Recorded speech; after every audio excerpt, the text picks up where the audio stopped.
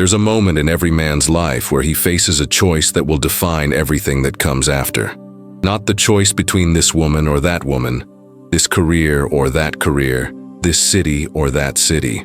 Those are easy choices, surface choices, choices that don't really matter in the grand scheme of things. I'm talking about the choice that sits deeper, the choice that determines whether you'll spend your life as a free man or as a voluntary prisoner, the choice to reject marriage entirely. And here's what nobody tells you about that choice, what society desperately doesn't want you to know. The man who makes that rejection, who looks at the institution of marriage and says, "No, thank you, not for me, not ever," that man becomes something dangerous. He becomes untouchable. Not in the way people usually mean that word. Not unreachable or cold or emotionally unavailable. Untouchable in the sense that the normal mechanisms of social control no longer work on him.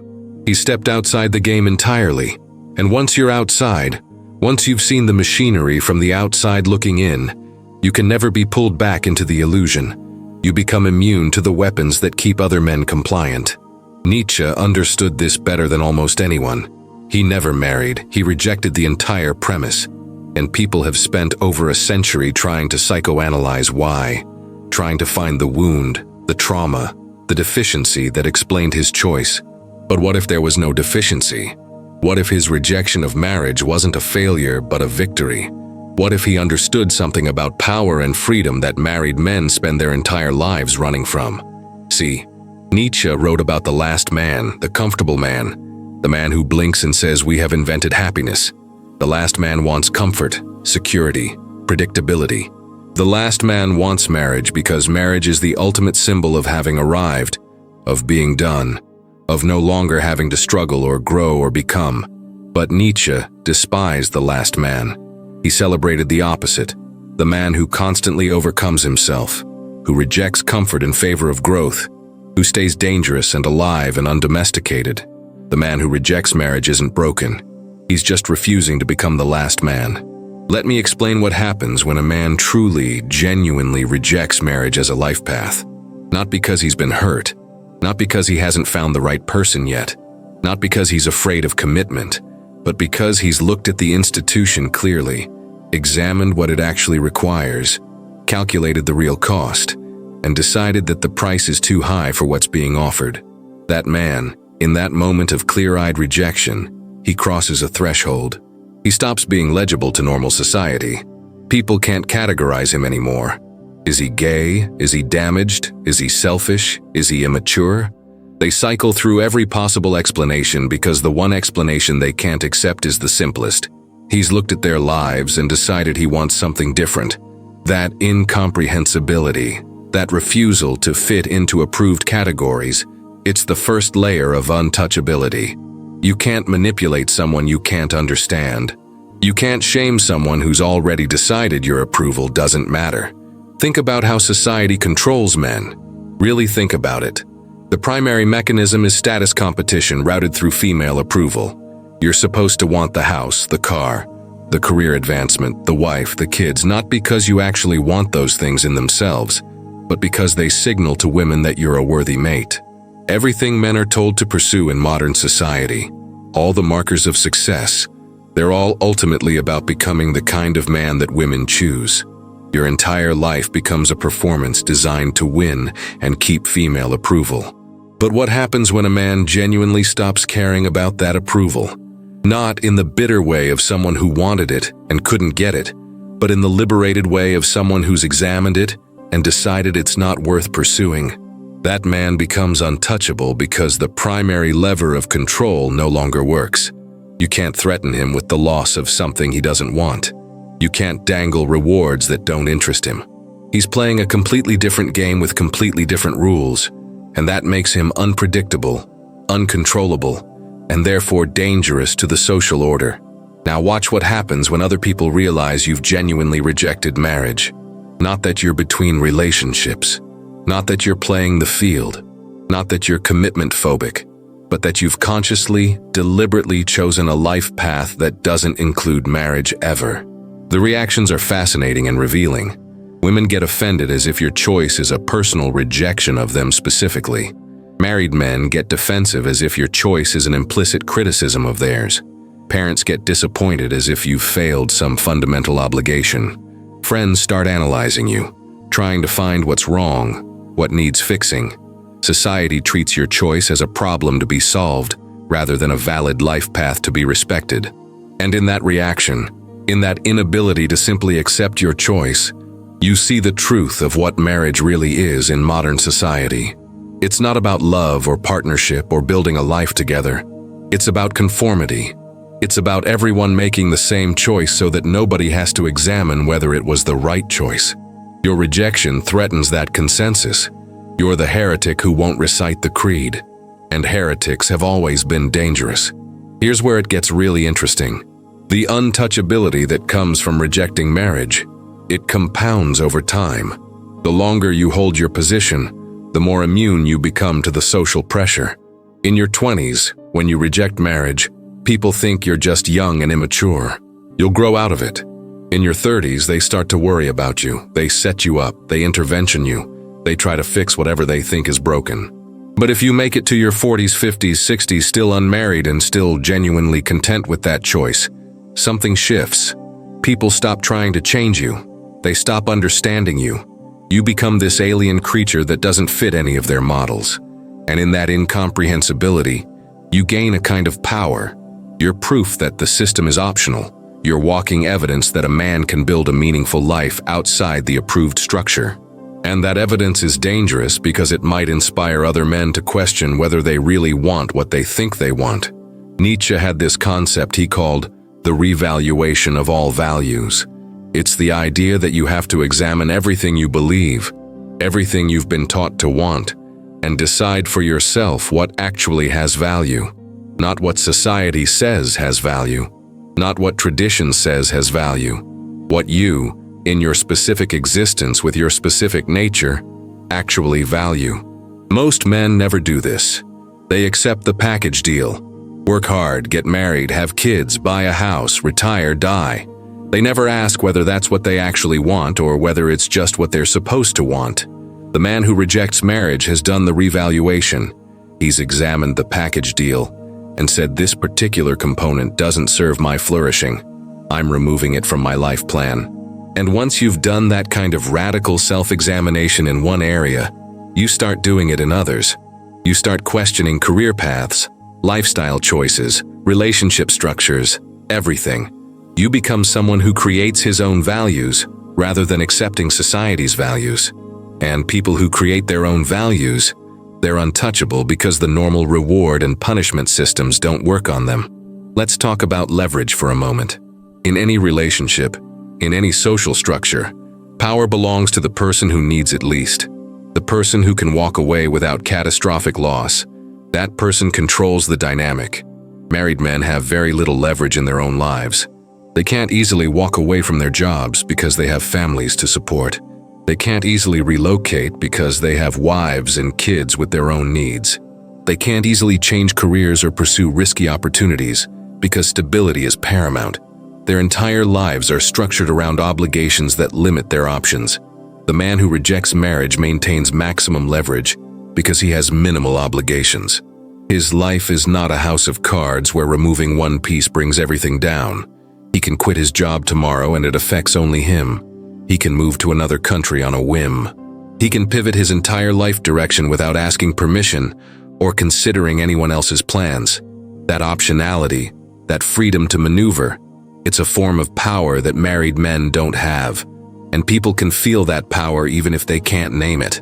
They can sense that you're not constrained the way they are, that you're operating with a freedom they've traded away. That makes you untouchable because you're not dependent on any single thing or person or situation for your well-being. Here's something that married men won't tell you, but you can see in their eyes. There's a moment, usually a few years into marriage, where they realize they've been had. The deal they thought they were signing up for isn't the deal they got. The person they married isn't quite who they thought she was, or maybe she is exactly who she was, but the reality of living with that person day after day after day is completely different from the fantasy of partnership they'd imagined. The spontaneity is gone. The mystery is gone. The independence is gone. They're not individuals anymore. They're half of a unit, the less important half usually, and their entire existence has become about maintaining this unit, even as it slowly crushes whatever made them interesting in the first place. But they can't leave. The social cost is too high. The financial cost is devastating. The emotional cost of admitting failure, of disappointing everyone, of proving the skeptics right, it's unbearable. So they stay. They perform happiness. They defend their choice because admitting it was wrong means admitting their entire adult life has been a mistake. The man who rejected marriage doesn't have to live with that cognitive dissonance. He made his choice with eyes open and he's living with the consequences honestly. There's no pretending, no performing, no defending a choice he regrets, just clean acceptance of the life he's chosen. And that authenticity, that alignment between choice and satisfaction, it radiates. People can feel it, even if they resent it. Where are you watching this from right now? I'm genuinely curious because this message resonates differently, depending on where you are and what cultural programming you're fighting against. Are you in Los Angeles, surrounded by influencer culture and the constant pressure to appear coupled and successful? Are you in Tokyo, dealing with traditional family expectations that conflict with your modern sensibilities? Are you in Berlin, London, Dubai, São Paulo, trying to figure out how to live authentically in a world that punishes authenticity? Drop your city in the comments because I want to understand the global nature of this struggle. The pressure to marry exists everywhere, but it manifests differently depending on culture. And I'm interested in how men around the world are navigating the choice to reject it. Now let's examine what Nietzsche called master morality versus slave morality, because this is crucial to understanding untouchability. Slave morality is reactive. It's defined by what you're against, what you resent, what you can't have. The bitter single guy who rails against women and marriage because he tried and failed. That's slave morality. He's defined by his rejection, consumed by what he doesn't have. Master morality is creative. It's defined by what you're for, what you're building, what you're becoming. The man who rejects marriage from a position of strength, who's made a positive choice for a different kind of life rather than a negative reaction to failure, that's master morality. He's not anti-marriage. He's pro-sovereignty. He's not rejecting relationships. He's choosing freedom. The difference is everything. Slave morality makes you bitter, resentful, diminished. Master morality makes you powerful, creative, expansive. And people can tell the difference immediately. The untouchable man isn't untouchable because he's closed off. He's untouchable because he's so grounded in his own chosen path that external pressure just slides off. He doesn't need to argue with you about your choices because he's completely secure in his own. Think about the nature of commitment for a moment, because society has completely corrupted what that word means. Commitment is supposed to mean dedication to something worthwhile, the willing binding of yourself to a purpose or person or path that deserves your loyalty. But in modern discourse, commitment has become an end in itself. You're supposed to commit to marriage not because that particular marriage serves your flourishing, but because the ability to commit is itself a virtue. This is insane. Commitment to the wrong thing, to something that diminishes you or traps you or prevents your growth, that's not a virtue. That's a vice. That's weakness disguised as strength. The man who rejects marriage isn't commitment phobic. He's commitment intelligent. He understands that his commitment, his life force, his irreplaceable time on this earth, these are precious resources that should be invested wisely, not thrown at whatever society deems normal. He's willing to commit to things that actually matter. His purpose, his growth, his values, his chosen relationships on his chosen terms. What he's not willing to do is commit to an institution that statistically makes men less happy, less healthy, less free, and less themselves, just because everyone else is doing it. That selective commitment, that willingness to say no to the wrong things so you can say yes to the right things, that's power. That's untouchability. The untouchable man operates from what Nietzsche would call amor fati, the love of fate, the complete acceptance and even celebration of your own path. He's not sitting around wishing things were different or wondering what if, or comparing his life to some imagined alternative. He's fully committed to the life he's actually living, extracting every bit of meaning and experience and growth from it. This is completely different from how most married men relate to their lives. They're constantly in negotiation with reality, constantly managing the gap between what they thought marriage would be and what it actually is, constantly wondering if they made the right choice while simultaneously having to defend that choice to everyone, including themselves. That split consciousness, that internal division, it's exhausting and it shows. The untouchable man has no such division. His life is his choice. The consequences are his responsibility. The meaning is his to create. That wholeness, that integration, it's magnetic. People are drawn to it even as it threatens them because wholeness is so rare in a world of fragmented, compromised, halfway people living halfway lives. Here's what happens to your psychology when you genuinely reject marriage and stick with that rejection over years and decades. You develop what I call existential confidence. It's different from regular confidence. Regular confidence is about believing you can do things, achieve things, handle things. Existential confidence is about being completely at peace with your fundamental life choices, even when they diverge from what everyone else is doing. It's the deep, unshakable knowing that your path is right for you regardless of whether anyone else understands it or approves of it. This kind of confidence is rare because it requires you to stand alone, to be the only one in your family or friend group or social circle who's made certain choices, and to be okay with that aloneness.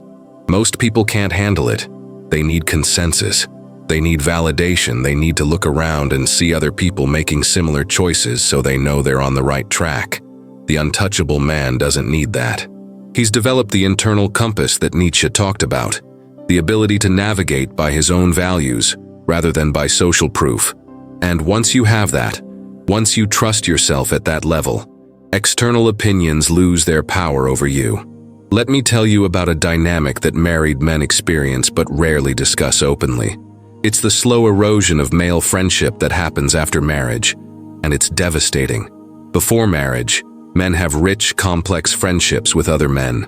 These friendships are sources of challenge, growth, honest feedback, shared adventure, the kind of bonding that's been celebrated in literature and philosophy for thousands of years. Then marriage happens, and slowly, almost invisibly, those friendships become secondary.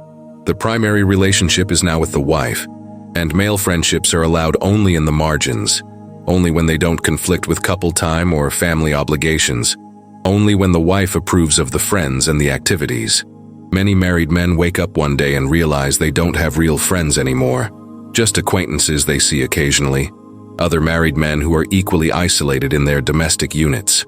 This isolation is profound and damaging, but they can't even talk about it, because admitting you miss your friends more than your wife is relationship treason.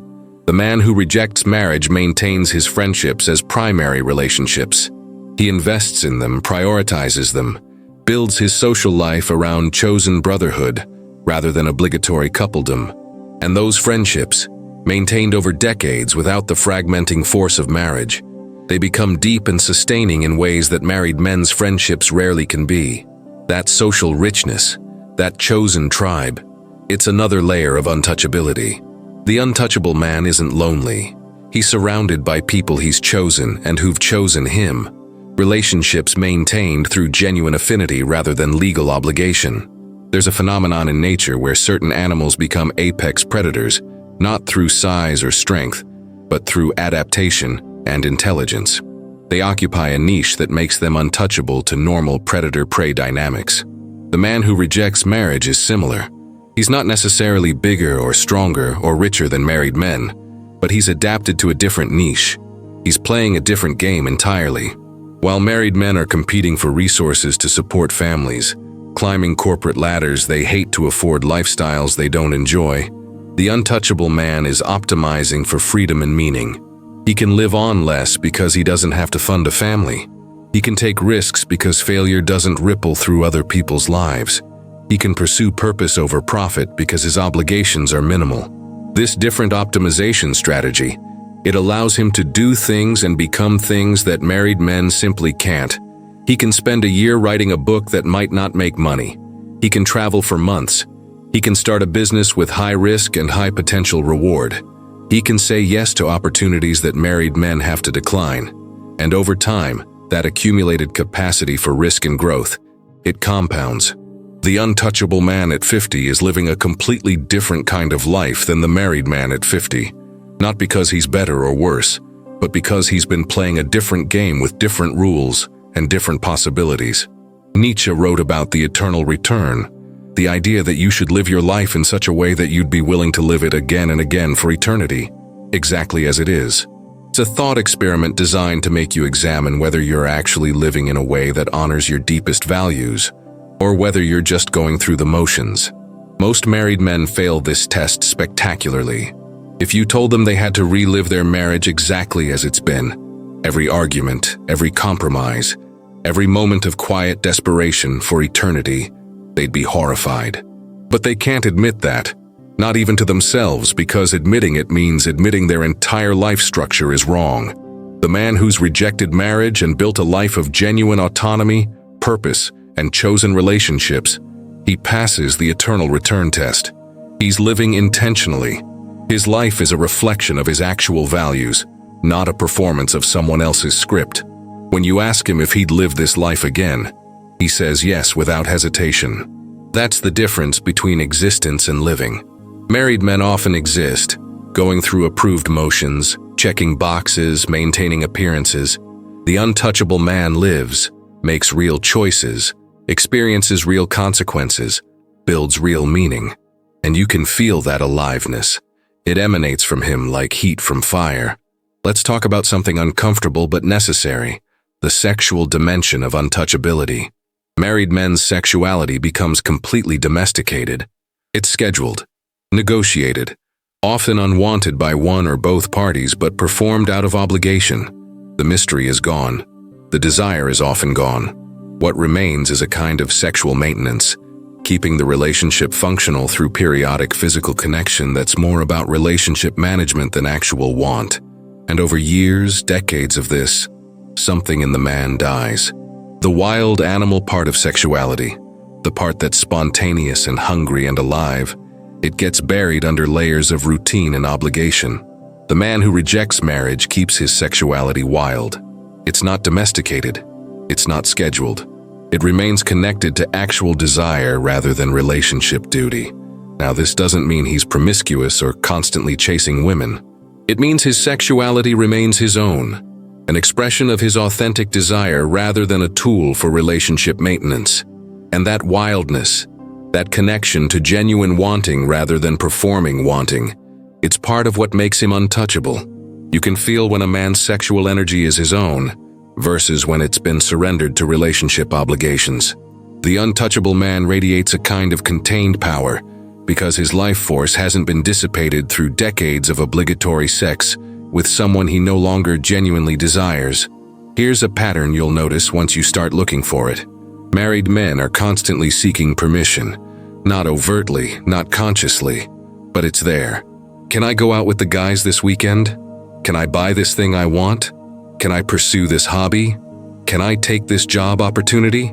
They've internalized a permission structure where their desires have to be filtered through their wife's approval. The untouchable man asks permission from no one. His money is his to spend. His time is his to allocate. His life is his to direct. This isn't about being inconsiderate or selfish. It's about sovereignty. He's the absolute monarch of his own existence, and that shows in how he moves through the world. There's no hesitation, no checking with someone else, no need to justify his choices to anyone. He decides, and he acts, and people can feel that decisiveness. It's attractive and threatening in equal measure. Attractive because everyone wishes they had that freedom. Threatening because it exposes how much freedom everyone else has traded away. The untouchable man also has a different relationship with risk than married men. Married men become risk-averse almost by definition because they're protecting not just themselves but their families. They can't take the entrepreneurial leap. They can't make the career pivot. They can't say fuck it and try something completely new because too many people depend on their stability. Their lives become about risk mitigation, about protecting what they have rather than pursuing what could be. The untouchable man can dance with risk. He can fail spectacularly, and it affects only him. He can bet on himself without worrying about collateral damage. And this relationship with risk, this willingness to potentially lose everything in pursuit of something meaningful, it creates a completely different life trajectory. Some of the most interesting, accomplished, impactful men in history were unmarried, and that's not coincidental. They had the freedom to pursue their visions with single-minded intensity, without having to balance that pursuit against family obligations. The untouchable man in modern society has that same freedom. He can pursue mastery, greatness, impact, without having to compromise that pursuit for domestic harmony. Think about legacy for a moment, because society tells you that your legacy is your children, that marriage and family is how you achieve immortality. But is that true? Is that really how legacy works? Nietzsche never married, never had children, and his ideas have influenced millions for over a century.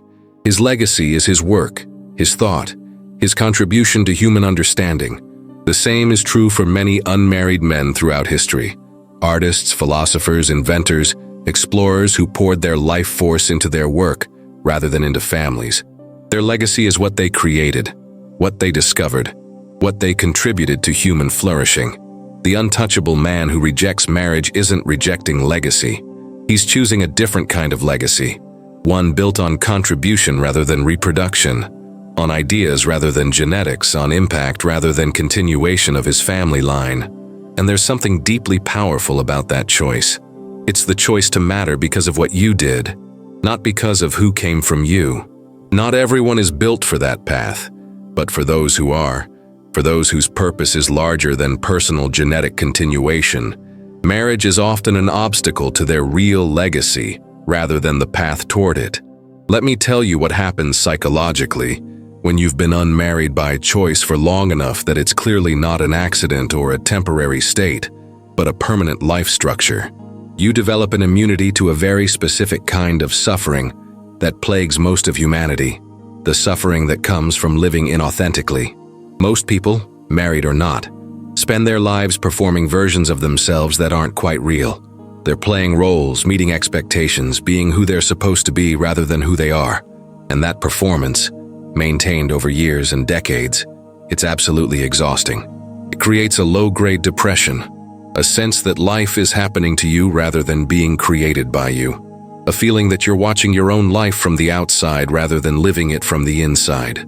The untouchable man doesn't have this problem because rejecting marriage, especially rejecting it clearly and permanently, requires such a fundamental act of authenticity that it tends to spread to other areas of life. Once you've had the courage to say no to the most sacred social institution, saying no to other forms of inauthenticity becomes easier. You stop performing, you stop pretending, you start living from the inside out rather than the outside in. And that shift, that movement from performance to authenticity, it's visible. People can see when someone is genuinely living their truth versus when they're playing a role.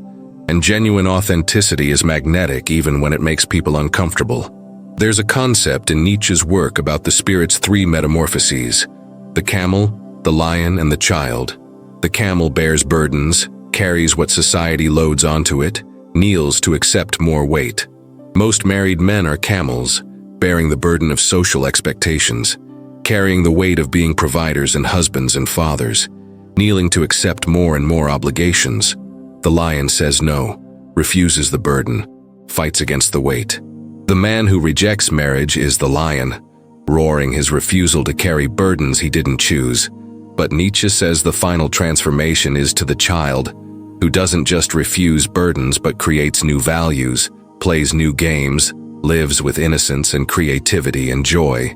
The untouchable man who's been unmarried long enough, who's moved past the defensive stage of justifying his choice and into the creative stage of building a life that expresses his deepest values.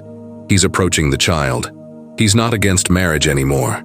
He's for something else entirely.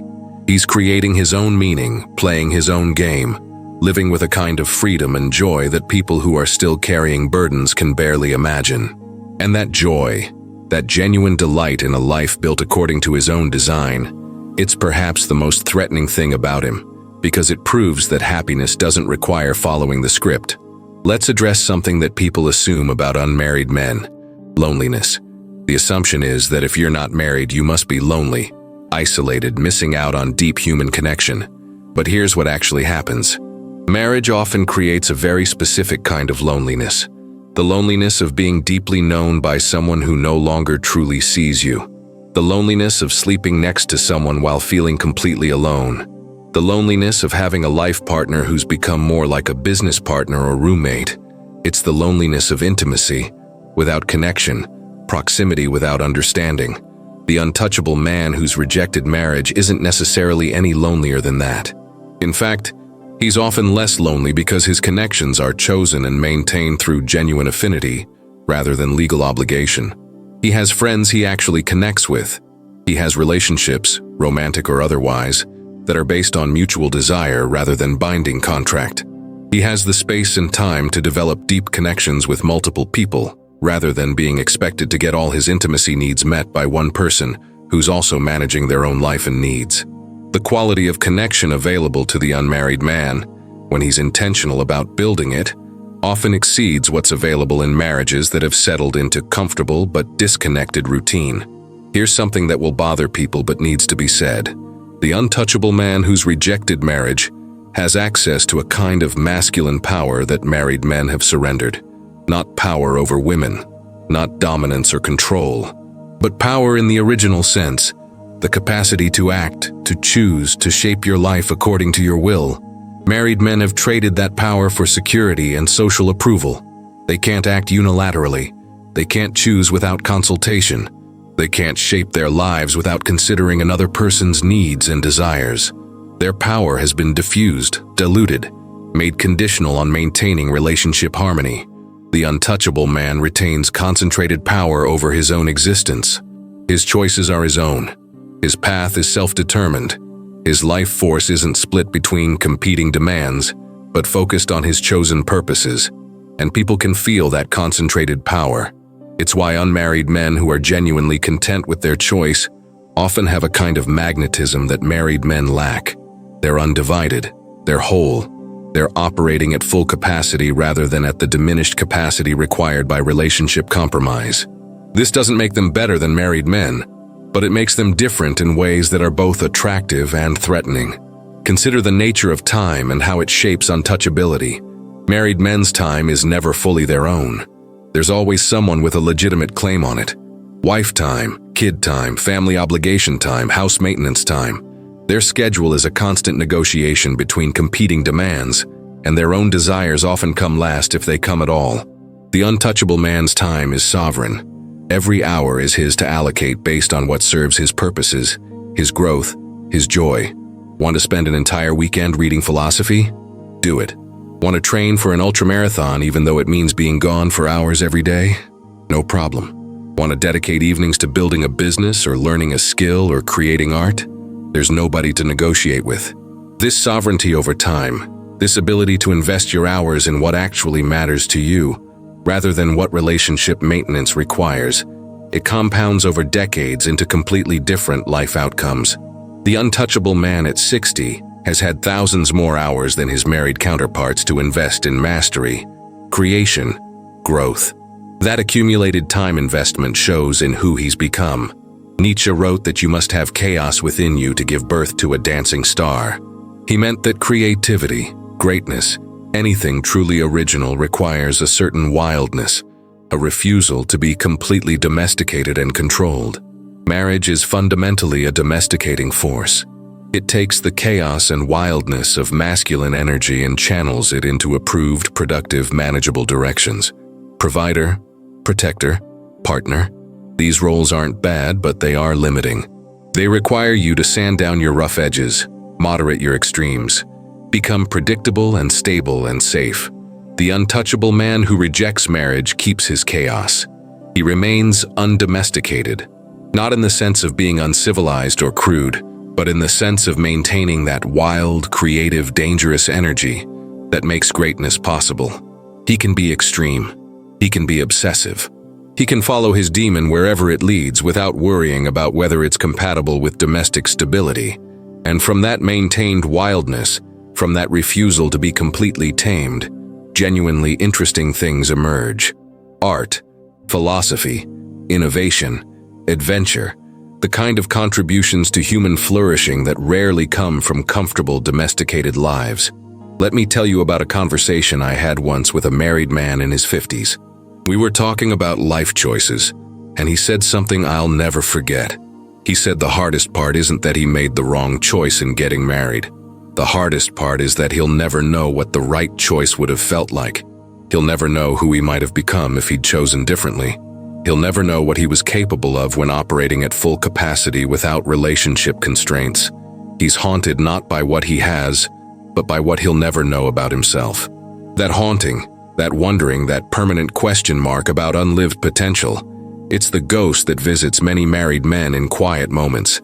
The untouchable man doesn't have that ghost. He's living his choice fully.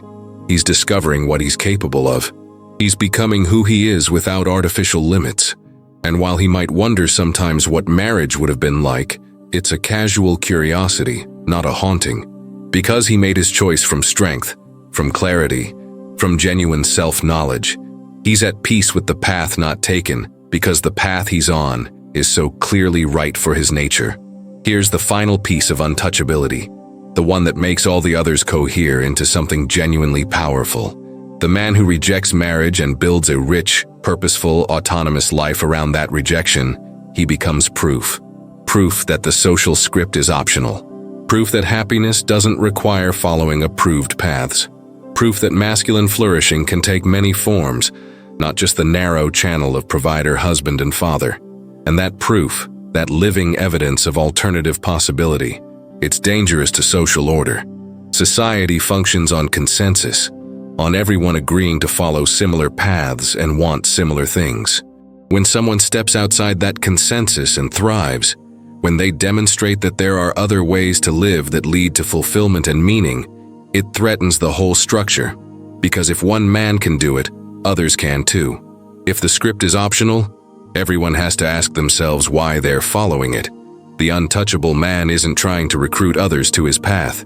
He's not evangelizing for singleness. He's just living his truth openly and unapologetically. But that open, unapologetic life becomes a mirror that reflects other people's choices back to them. And many people don't like what they see in that reflection. That's why he's often dismissed, criticized, psychoanalyzed, and pressured. Not because there's anything wrong with him, but because there's something threatening about him. He's proof that their choices aren't inevitable, and that proof makes him untouchable. Because the normal mechanisms of social control, the ones based on fear of being different or wrong, don't work on someone who's already committed to being different and discovered it's actually right. Now, I want you to do something. I want you to comment below with just 3 words. I choose freedom. Not because you're necessarily rejecting marriage. Not because you're declaring you'll never have a relationship, but because you're declaring that whatever choices you make about your life, they'll be yours. They'll come from genuine self-knowledge rather than social pressure. They'll honor your actual nature rather than performing someone else's script. Those 3 words, I choose freedom, they're a declaration that you're willing to examine your life honestly, to question what you've been told to want, to build something authentic even if it looks different from everyone else's path. Drop those 3 words in the comments right now, as a commitment to yourself that you're going to live intentionally rather than accidentally. And when you've done that, subscribe to this channel because this is just the beginning of conversations you won't find anywhere else. This is where we examine masculine existence without the comfortable lies, where we question social institutions that everyone else treats as sacred, where we explore what it actually takes to build a life of genuine freedom and authentic purpose in a world designed to domesticate you into mediocrity. Hit that subscribe button because you recognize that these ideas matter, that this perspective is rare and valuable, that you want more content that challenges you to think rather than confirming what you already believe.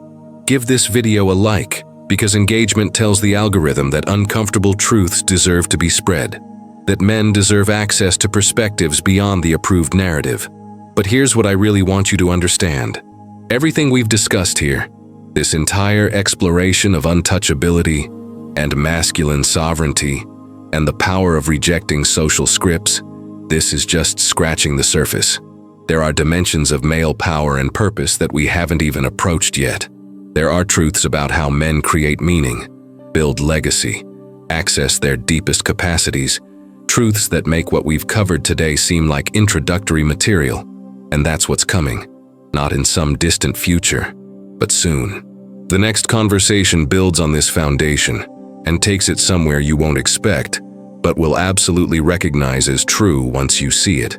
I can't tell you exactly where we're going because the journey is part of the revelation, but I can promise you this: if what you've heard today resonated, if it gave you language for things you've felt but couldn't express, if it challenged assumptions you didn't know you had, what comes next will go even deeper. Make sure you're here for it. Make sure you don't miss the next step in understanding what masculine freedom actually looks like, when you strip away everything society has told you it should be and discover what it actually is.